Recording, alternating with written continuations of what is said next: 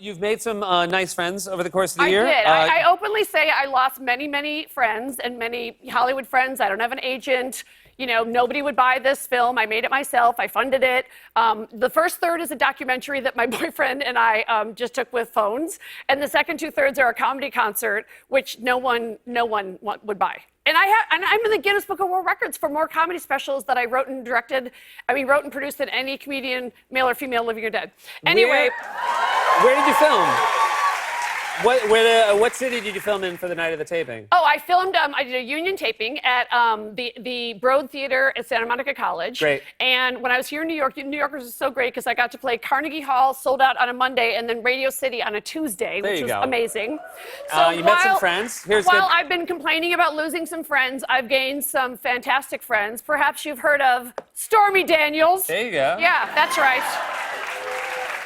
The classic bathtub shot. Well, not classic for Stormy because she's dressed. Yes. But I don't judge like you people. I don't judge. And I actually had a dinner party in Stormy's honor last week because I feel like when Stormy comes into town, she deserves a nice meal. Absolutely. And it was fantastic. Yep. And people wanted to. I had a great First Amendment attorney there. Not Michael Avenatti. He's out of the picture.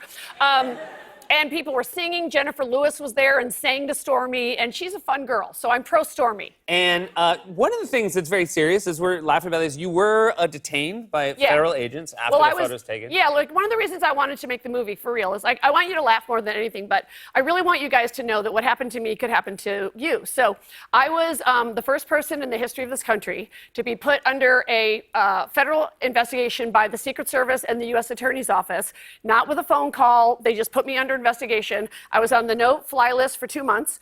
When I was interrogated under oath, I didn't just get like a phone call, interrogated under oath, and they were considering charging me with the crime of conspiracy to assassinate the President of the United States, which holds a lifetime sentence.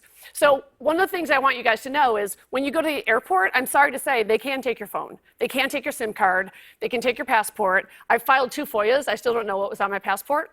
Then I was put on what's called the Interpol list. Explain that. You went to school. Interpol is like, it's like the FBI in England. Did you go to school or not?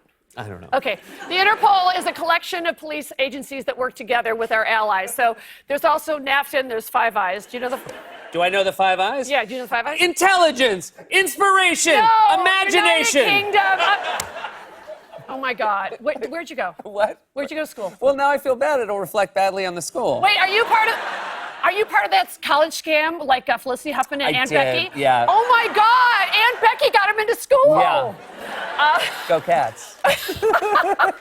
So anyway, I hope you laugh more than anything, but I also truly want people to know, be prepared, this stuff can happen. Stuff is getting a lot crazier, and maybe, I hope, people will look back and go, you know, maybe we kind of overreacted to that photo considering what's happening now.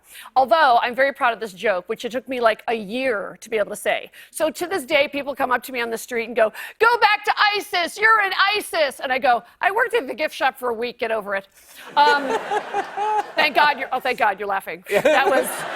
I was nervous. Well, thank you so much for being back here. Congratulations on the film. Thank you.